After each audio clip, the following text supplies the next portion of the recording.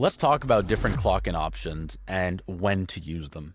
So in time tracking, you have a few different options, starting with scheduled shifts. You can punch into shifts that are planned. If there is planned work, then you can punch in. There are different methods of clocking, notably the desktop application, the mobile application, if you want to be a bit more on the go and people are more self-sufficient. And lastly, there's also the iPad kiosk, being able to punch in through a physical device.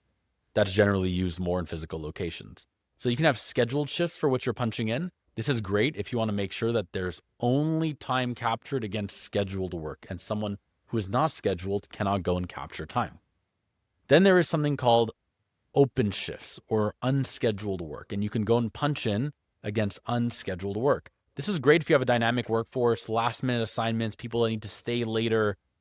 It can permit for both scheduled work capture and unplanned work, and those can be captured and then managed or approved ad hoc by the managers after the fact, at the end of the day, at the end of the pay period, whatever it may be. Then we have something called emergency open clock. This is great for organizations that have people who can be deployed to any location at any point in time at the drop of a hat. A great example of this would be for retail pharmacies, where you have relief pharmacists that can be dispatched anywhere at any time.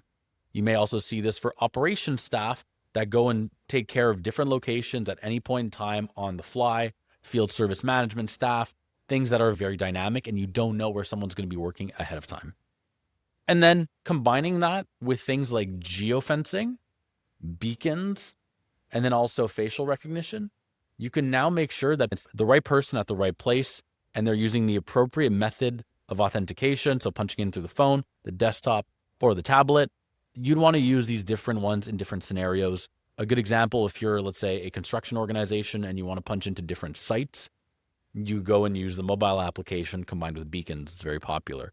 If you're in a manufacturing plant or warehouse, you generally use tablets, or people could use their phones and combine that with beacons. So now you know it's the right people at the right place. And for users who don't have mobile devices or don't want to use them for work, they can always default to the tablet.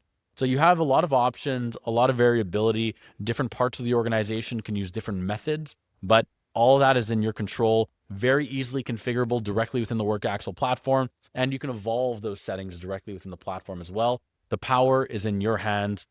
The flexibility is in your hands, and different parts of your organization can handle time tracking, time evaluation, the way that they need to do it to best suit their operational needs.